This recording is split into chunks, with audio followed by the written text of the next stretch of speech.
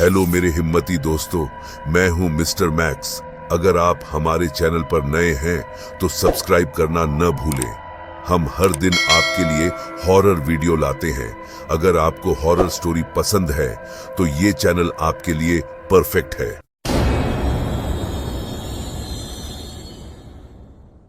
सब तब शुरू हुआ जब हम बस स्टॉप की ओर जा रहे थे। मैंने कभी कार लेने की जहमत नहीं उठाई क्योंकि यहाँ सार्वजनिक परिवहन बहुत सस्ता और ज़्यादातर विश्वसनीय था। मेरा एक दोस्त मेरे दफ्तर के नज़दीक काम करता था, इसलिए हम अक्सर एक ही बस से घर जाते थे। हाल ही में मैंने शहर के बीचों बीच और बस के इंतजार के लिए जगह के पास कबूतरों की संख्या में वृद्धि देखी है। व्यक्तिगत रूप से मुझे पक्षी पसंद थे। मुझे लगा कि वे थोड़े मूर्ख हैं और उनके द्वारा छोड़े गए मल के अलावा मुझे नहीं लगता कि वे कोई समस्या है। मेरे दोस्त मैट को उनसे नफरत थी। उसके पास अक्सर पक्षियों के लिए कोई नया अपमान होता था। उस दिन भी कुछ अलग नहीं था। हमारे रास्ते में फुटपाथ पर कम से कम 20 कबूतर चोंच मार रहे थे। उसने उन्हें डराने के लिए उन पर चिल्लाया, जिससे झुंड और नीचे चला गया। मैंने उसे इतना क्रूर होने के लिए डांटा। मुझे लगता है कि कबूतरों की समस्या वाले किसी भी शहर में एक कबूतर वाला भी होता है। कोई ऐसा व्यक्ति जो बेघर दिखाई देता था, पक्षियों की देखभाल करता था या उनके साथ ऐसा व्यवहार करता था जैसे वे दोस्त हों। हमारा स्थानीय कबूतर वाला हमारे और बस स्टॉप के बीच में रहता था। मौसम की परवाह के बिना उसने एक लंबा काला कोट पहना हुआ था। वह पक्षियों को खाना खिलाता और उनसे बात करते हुए उन्हें दुलारता था। उसकी दाढ़ी थी, लेकिन वह अस्त व्यस्त नहीं दिखती थी। मुझे आश्चर्य हुआ कि क्या उसका कोई घर है और कबूतर पालना सिर्फ उसका शौक है। उसके पास दान के लिए कार्डबोर्ड से बना एक बोर्ड भी था। उसने सूचीबद्ध किया कि उसे अपने पसंदीदा कबूतरों को खिलाने में कितना खर्च आएगा। एक रोटी के लिए $1, 50 सेंट से लेकर एक महीने के क्राउटन के लिए $25 तक। मैट ने उस आदमी की ओर सिर हिलाया जो उसका मजाक उड़ाने के लिए तैयार था, लेकिन मैंने उसे चुप रहने के लिए एक नजर से देखा। हम अपने पैरों के पास पक्षियों से बचते हुए उनके पास से गुजरने लगे। उस आदमी ने ताजी पकी हुई रोटी के टुकड़े तोड़े। सभी पक्षियों के लिए यह रोटी पर्याप्त नहीं थी। मुझे उनके लिए बुरा लगा। मैं उनसे 3 कदम आगे निकल गया और मैंने आह भरी और पीछे मुड़ गया। मैट को इसकी उम्मीद थी। मैं हमेशा से ही थोड़ा बहुत आसानी से हार मानने वाला रहा हूं। जब मैं उस आदमी के पास गया और उसके साइन को फिर से पढ़ा तो उसने इंतजार किया। वे एहसान चुकाएंगे। आदमी ने अपने पक्षियों से नजरें हटाए बिना कहा, वे ऐसा करेंगे? मैंने पूछा, जबकि मैं अभी भी यह तय करने की कोशिश कर रहा था कि कितना दान करना है। ये पक्षी इंसानों से बेहतर हैं। वे खास हैं। वे मुफ्त में कुछ भी स्वीकार नहीं करते, इसलिए वे आपको उसका बदला चुकाएंगे। मुझे लगा कि 100 आंखें मुझ पर हैं। ऐसा लग रहा था जैसे सारे पक्षी मुझे देख रहे हैं। सत्य, जब मैंने अपने बटुए से 2 नोट निकाले। मैंने हाल ही में काम पर कुछ ओवर टाइम लिया था ताकि मैं पक्षियों के लिए 1 महीने के क्राउटन का भुगतान कर सकूं। आदमी ने पैसे स्वीकार किए और एक छोटा सा धन्यवाद दिया। कुछ पक्षियों ने अपने पंख फड़फड़ाए जब मैट ने अपने पैर थपथपाए, ये संकेत देते हुए कि वह आगे बढ़ना चाहता है। अपना ख्याल रखना मत भूलना, मैंने उससे कहा और अपने दोस्त के साथ चला गया। वह शायद कुछ दवाइयां खरीदने जा रहा है, मैट ने कहा, हालांकि अभी भी हम उसकी आवाज से दूर नहीं थे। दोनों ही तरह से यह उसके लिए अच्छा है। मैंने कंधे उचका दिए। हम अभी भी अपने बस स्टॉप से उस आदमी और कबूतरों के झुंड को देख सकते थे। अपनी बाट पर कायम रहते हुए वह उस छोटी सी दुकान के अंदर गया जिसके सामने वह खड़ा था और क्राउटन का एक बैग लेकर बाहर आया। कम से कम कोई तो बेचारे पक्षियों की देखभाल कर रहा था। लेकिन क्या रोटी उनके लिए बुरी नहीं थी? इससे उन्हें खुशी मिलती थी, इसलिए यह कुछ खास बात थी। हमारी बस आ गई और मैं उस आदान प्रदान के बारे में सब कुछ भूल चुका था। 1 हफ्ते बाद एक छोटी सी घटना घटी। तब मुझे कबूतर वाले की याद आई। मैं सड़क पार करने ही वाला था कि तभी एक कबूतर मेरे सामने से उड़कर आया और मुझे बहुत डर लगा। शुक्र है कि ऐसा हुआ, क्योंकि एक कार ने उस समय मोड़ लिया जब उसे नहीं मोड़ना चाहिए था। अगर मैं पीछे नहीं हटता तो मुझे टक्कर लग सकती थी। मैं यह देखकर स्तब्ध रह गया कि क्या हुआ। मेरा दिल 1 मिनट में 1 मील की गति से धड़क रहा था। ऊपर देखने पर मैंने उस पक्षी को देखा जिसने मेरी जान बचाई थी, और वह बिजली के तार पर बैठा था। मैं कसम खा सकता था कि उसने मेरी ओर सिर हिलाया होगा। जिस दिन मैं लगभग मर ही गया था, उसके अगले दिन मैं बस शॉप की ओर जा रहा था, लेकिन मैट के बिना।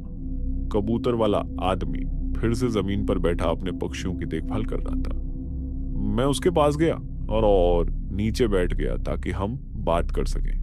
आज मेरे पास केवल इतना ही पैसा है, मैंने $5 का नोट देते हुए कहा। आपके पास अभी भी 3 सप्ताह बाकी हैं, उन्होंने कहा, और प्रस्तावित नकदी लेने के लिए हाथ नहीं बढ़ाया। मैं उलझन में था। मैंने देखा कि बहुत सारे पक्षी मेरी तरफ देख रहे थे।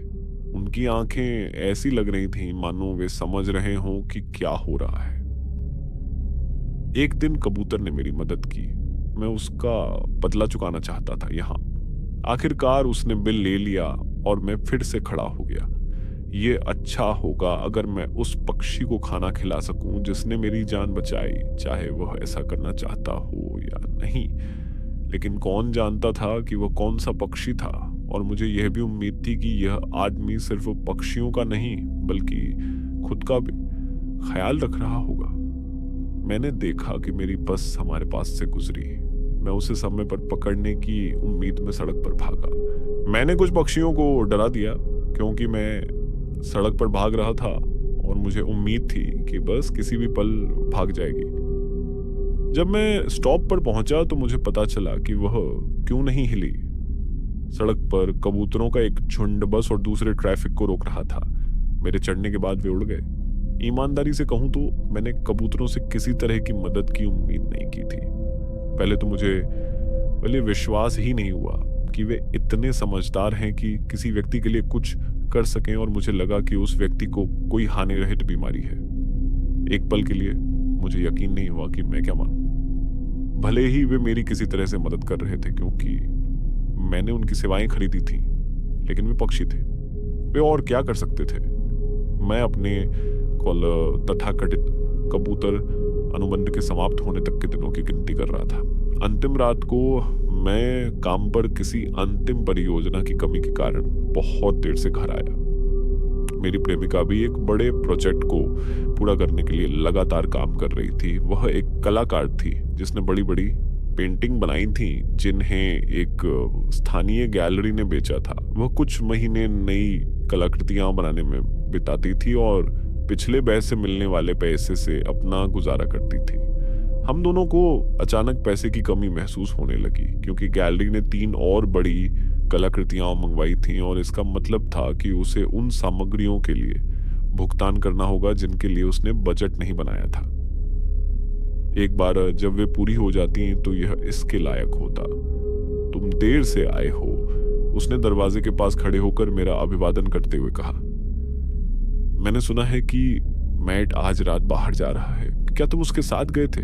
अपार्टमेंट में पेंट की गंध आ रही थी, भले ही उसने सभी खिड़कियां खोल रखी थी। वह हर तरह के रंगों से लटपट थी और उसे नहाने की जरूरत थी। मुझे लगता है कि मेरे दरवाजे पर आने से पहले वह यही करने वाली थी। नहीं, मैं काम पर था। मैं कुछ काम निपटाना चाहता था ताकि कल छुट्टी मिल सके। मैंने उसके पेंटिंग रूम में एक पॉडकास्ट सुना। चूंकि वह लंबे समय तक काम करती थी इसलिए उसे सुनने के लिए कुछ चाहिए था, लेकिन मुझे यह बिल्कुल पसंद नहीं आया कि वह इतने सारे सच्चे अपराध पॉडकास्ट सुनती थी। इतने घंटों तक पॉडकास्ट सुनने के बाद वह काफी घबरा जाती थी। तुम्हें नहाने की जरूरत है, मुझे भी नहाना है, चलो थोड़ा पानी बचाते हैं, मैंने मुस्कुराते हुए कहा। मैं वास्तव में उसे गले लगाना चाहता था लेकिन अपने काम के कपड़ों पर रंग नहीं लगना चाहता था। क्या आप छुट्टी ले सकते हैं? मैं आज काम करके थक गई हूं, उसने सुझाव दिया। उसने सोचा था कि मैं निराश हो जाऊंगा, लेकिन मैं थोड़ा निराश हुआ और मैंने अपनी उंगलियां चटकाई जैसे कि मैं कोई शर्त हार गया हूं। अरे यार ठीक है, अगली बार। और तुमने कैसे सुना कि मैट आज रात बाहर जा रहा है? उसकी गर्लफ्रेंड ने मुझे बताया, लेकिन अगर तुम उसके साथ नहीं हो तो इसका मतलब है कि वह अकेले शराब पीने जा रहा है। उसने अपनी बाहें क्रॉस करते हुए कहा, मैट को मेरे घर से लगभग 10 मिनट की पैदल दूरी पर एक बार में शराब पीना पसंद था। इसे बेहतर तरीके से कहने का कोई तरीका नहीं है। मैट को शराब पीने की समस्या थी। जब तक कोई उसे नियंत्रित रखने के लिए उसके साथ न हो, वह हमेशा रात में बाहर निकलते समय परेशानी में पड़ जाता था। मुझे उसके मुंह से शब्द निकलने से पहले ही पता चल जाता था कि क्या कहा जाने वाला है। शायद आपको देखना चाहिए कि वह बार में है या नहीं और उसे घर ले आना चाहिए, उसने सुझाव दिया। मैं कराह उठा और आंखें घुमा ली। मैं बहाने सोच रहा था कि तभी उसने धमकी देते हुए रंग से सने हाथ उठाए। मैंने हार मानकर अपने हाथ ऊपर उठाए। ठीक है, मैं वैसे भी स्टोर से कुछ खरीदना चाहता था। पहले मुझे कपड़े बदलने दो और तुम्हें पॉडकास्ट सुनना बंद करना होगा, मैंने उससे कहा। मुझे मैट की गर्लफ्रेंड पसंद है। वह नशे में धुत होकर उसे धोखा दे सकता है और वह इसके लायक नहीं है। मैट मूर्ख है, लेकिन इतना मूर्ख नहीं कि धोखा दे सके। अगर उसने कोशिश भी की तो वह इतना नशे में है कि कोई उसे नहीं लेगा। तुम बस यही सोचते हो कि वह उन स्माइली फेस किलर द्वारा पकड़ा जाएगा, वैसे जो असली नहीं है, मैंने हाथ जोड़कर कहा। उसने इस बात पर आंखें सिकोड़ लीं कि मैंने कितनी आसानी से उसकी असलियत जान ली थी और कैसे मैंने उसकी साजिश पर विश्वास करने से इनकार कर दिया था। अगर तुम ऐसा ही करते रहे तो वे अगली बार तुम्हें पकड़ लेंगे। वे उन बॉयफ्रेंड को भी निशाना बनाते हैं जो अपनी प्यारी गर्लफ्रेंड के लिए चीटोस नहीं खरीदते, उसने बाथरूम की ओर जाते हुए कहा। मुझे लगता है कि जब मैं बाहर था तो उसे चीटोस चाहिए था। मैंने उसे नहाने जाने दिया और अपने दोस्त को घर वापस लाने के लिए टैक्सी में बैठाया, इससे पहले कि वह कोई परेशानी खड़ी करे। मुझे अपनी गर्लफ्रेंड के बारे में कभी भी संदेह नहीं करना चाहिए। वो मुझसे ज्यादा समझदार थी, क्योंकि किसी तरह उसे पता था कि मैट को मदद की जरूरत है। मैंने कुछ संदेश भेजे और पूछा कि क्या वो बार में है। ये बहुत लोकप्रिय बार नहीं था, इसलिए अगर वह वहां होता तो मैं उसे आसानी से अंदर ढूंढ सकता था। मैं एक ब्लॉक दूर था जब मैंने देखा कि कोई व्यक्ति बार से लड़खड़ाता हुआ बाहर आ रहा है। 2 लोग उसके पीछे पीछे चल रहे थे। मैंने अपने फोन पर हाथ कस लिया ताकि जरूरत पड़ने पर पुलिस को फोन कर सकूं। मैंने अपनी गति तेज कर दी ताकि मैं उन तीनों को पकड़ सकूं। दोनों ने पहले आदमी के बीच की दूरी कम कर दी और मैंने अपने दोस्त को चिल्लाते हुए सुना। उन्होंने उसे एक छोटी सी गली में घसीटा, जबकि मैट नशे में धुत होकर चिल्ला रहा था कि वे उसे जाने दें। मैंने कोने को मोड़ा और देखा कि एक आदमी मैट की जैकेट पर हाथ रखे हुए था और किसी बात को लेकर उसके चेहरे पर झपट रहा था। क्या तुम हमेशा दूसरों की लड़कियों से बात करते रहते हो? क्या तुम सच में सोचते हो कि वह तुम्हें समय देगी? बड़े आदमी ने आरोप लगाया। मुझे अचानक थकान महसूस हुई। मैट ठीक से व्यवहार क्यों नहीं कर सकता था? उसने यह न समझकर कि वह कितनी बड़ी मुसीबत में है, हालात और खराब कर दिए। मुझे नहीं पता था कि वह तुम्हारी है, क्योंकि उसने सारी रात तुम्हारी तरफ नहीं देखा। उसने कंधे उचका दिए। वे करीब आ गए। दोनों मैट को कुछ समझाने के लिए तैयार थे। मैंने कुछ कहा तो वे तीनों मेरी तरफ देखने लगे। अगर आप मुझे कोई कारण बताएं तो मैं पुलिस को बुला लूंगा, मैंने कहा, हालांकि मैं उतनी बहादुर नहीं लग रही थी जितनी दिख रही थी। क्या वह तुम्हारा दोस्त है? लंबे आदमी ने पूछा। अफसोस हाँ, यह सही जवाब नहीं था। उन दोनों ने तय किया कि मुझे भी मैट जैसी ही सजा मिलनी चाहिए। चूंकि मैं किसी भी तरह से पुलिस को बुलाने वाला था, इसलिए उन्होंने सोचा कि गिरफ्तारी से उन्हें कुछ न कुछ जरूर मिलेगा। लंबे कद वाले ने मैट के चेहरे पर जोरदार मुक्का मारा। मैंने पुलिस को बुलाने के लिए अपना फोन निकाला, लेकिन दूसरा हमलावर बहुत तेजी से आगे बढ़ गया। उसने मुझे इतनी जोर से मारा कि मैं अपने पैरों से गिर गया। मैं कभी भी बहुत लड़ाकू नहीं रहा। मैं आसान रास्ता अपनाने या टकराव से पूरी तरह बचने की कोशिश करता था। रात हम दोनों को अस्पताल में खत्म हो जानी चाहिए थी, लेकिन ऐसा नहीं हुआ। अंधेरे में पंख फड़फड़ाने लगे। अचानक पक्षियों का झुंड नीचे आ गया। वे मेरे हमलावर के चेहरे पर उड़ गए, जिससे वह अंधा हो गया। वह चिल्लाते हुए पक्षियों पर पड़ा। उनके पैरों और चोंचों ने उसकी खुली त्वचा को चीर दिया। किस्मत से उसने एक पक्षी को हवा से नीचे गिरा दिया और जोर से जमीन पर गिरा दिया। मैंने उसे उठा लिया, इससे पहले कि वह बेचारे पक्षी पर पैर रखता। मैंने उसे सावधानी से अपनी बाहों में पकड़ रखा था और मैं डर के मारे देख रहा था कि और कबूतर छोटी गली में झुंड बनाकर आ रहे हैं। कुछ ही सेकंड में हजारों की संख्या में पक्षी नीचे आ गिरे। उन्होंने 2 लोगों को बुरी तरह घायल कर दिया। उनके पंख फड़फड़ाने की आवाजें लगभग बहरा कर देने वाली थीं। झुंड के बीच में मनुष्यों को चीरते हुए पंखों के ढेर से खून और कपड़े के छींटे उड़े। उसने एक पल के लिए मैट को नहीं देखा। अचानक वह ढेर से बाहर निकल आया। हमले से उसका चेहरा खून से लटपट था। कबूतर उस पर टूट पड़े, क्योंकि उन्होंने उसे दुश्मन के रूप में देखा। पहले आदमी का शरीर जमीन पर गिर गया। फड़फड़ाते पंखों के बीच से मैंने मांस और हड्डियों का ढेर देखा। जब मैंने महसूस किया कि पक्षी उन्हें जिंदा खा रहे हैं, तो मेरा पेट मुड़ गया और पूरे शरीर में डर दौड़ गया। और मैट अगला था। रुको, कृपया, मैंने चिल्लाकर कहा। उम्मीद थी कि पक्षी मेरी बात समझेंगे। वह जमीन पर गेंद की तरह सिकुड़ गया और वे चोंच मार रहे थे। उसने मुझसे कुछ करने की विनती की, लेकिन वे बहुत ज्यादा थे। वह आपके लिए क्राउटन खरीदेगा, मैंने चिल्लाते हुए कहा। मुझे थोड़ा बेवकूफी महसूस हो रही थी कि ऐसा प्रस्ताव काम करेगा। किसी तरह यह हो गया। पक्षियों ने उसे उठने के लिए काफी देर तक रोका। वह भागने लगा और मैंने उसे पकड़ लिया और उसका कॉलर पकड़ लिया। हम अपना सौदा बरकरार रखने जा रहे थे। वह डर गया और दुखी होकर हमसे घर जाने की विनती करने लगा। मैंने देखा कि सैकड़ों कबूतर इमारतों पर बैठे थे और हमारी ओर देख रहे थे। मैंने हमें निकटतम खुली किराने की दुकान तक पहुंचाने के लिए एक टैक्सी बुलाई। हम जहां भी जाते हम पर नजर रखी जाती। मैं अभी भी लड़ाई में घायल पक्षी को पकड़े हुए था। ये नहीं जानता था कि उसके साथ क्या करना है। जब हम स्टोर के अंदर गए तो वह मेरी बाहों में शांत बैठा था। हम एक अजीब दृश्य थे। एक को पीटा गया और चोट लगी थी, जबकि दूसरे ने कबूतर पकड़ा हुआ था।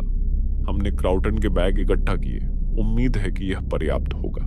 मैट ने विनम्रता पूर्वक मुझे उनमें से कुछ के लिए भुगतान करने के लिए कहा। मैंने उससे कहा कि उसे यह करना होगा। पक्षियों को पहले से ही मैं पसंद था।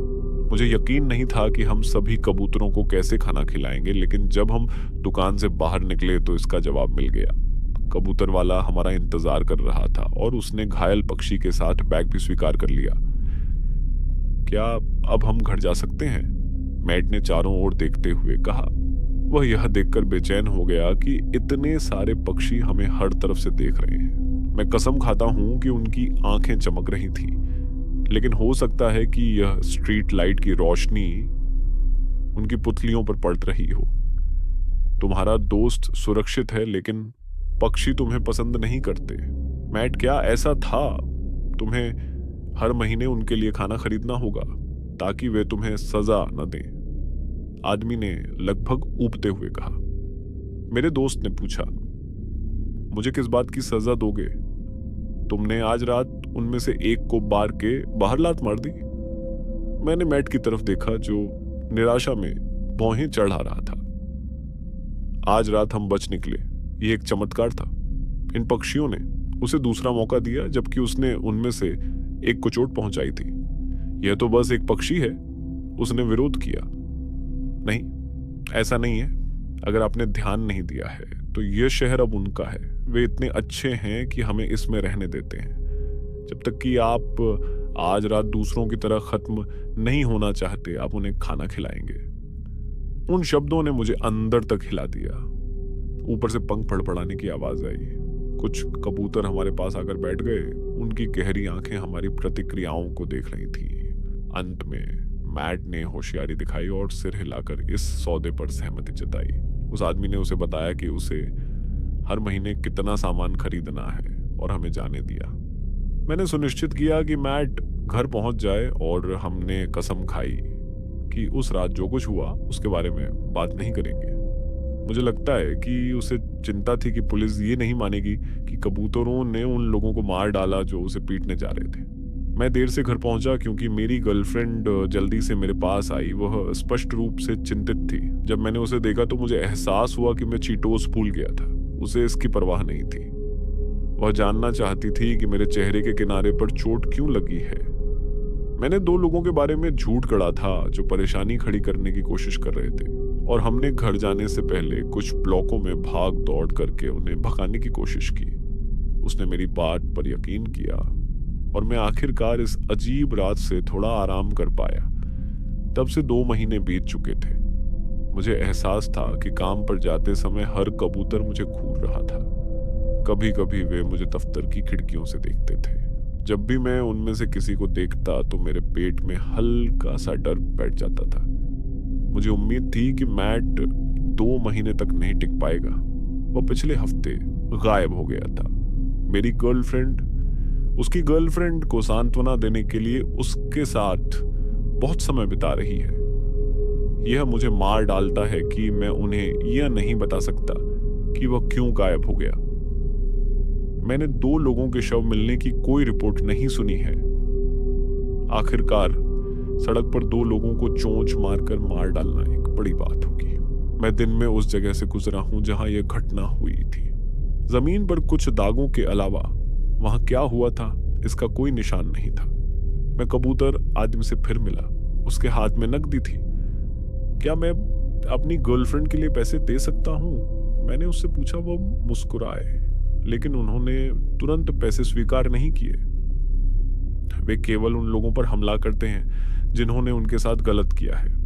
वे एहसान करेंगे और उन लोगों की तलाश करेंगे जो उनके लिए खाना खरीदते हैं। लेकिन मुझे लगता है कि जल्द ही वे इस शहर पर पूरी तरह से कब्जा कर लेंगे। मुझे लगता है कि उस दिन खून खराबा होगा।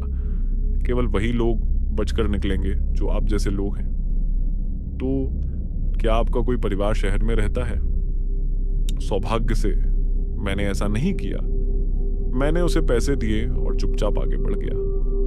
साथ ही यह योजना बनाने लगा कि कब आगे बढ़ना है। किसी नई जगह पर शुरुआत करना मुश्किल होगा। मेरी गर्लफ्रेंड ने सिर्फ एक स्थानीय गैलरी को काम बेचा है। मुझे उम्मीद थी कि अगर हम यहां से चले गए तो वह भी यही काम कर सकती है। मुझे नहीं पता था कि हमारे पास कितना समय बचा है, लेकिन ऐसा लगता है कि व्यस्त सड़कों पर ज्यादा से ज्यादा कबूतर दिखाई दे रहे हैं। मुझ पर एक एहसान करो, अपने स्थानीय कबूतर वाले का ख्याल रखो। हो सकता है कि वह तुम्हारी अपेक्षा से कहीं ज्यादा मददगार हो। और तुम जो भी करो, कबूतरों के साथ बुरा व्यवहार मत करो, चाहे तुम उनसे कितना भी नफरत क्यों ना करो।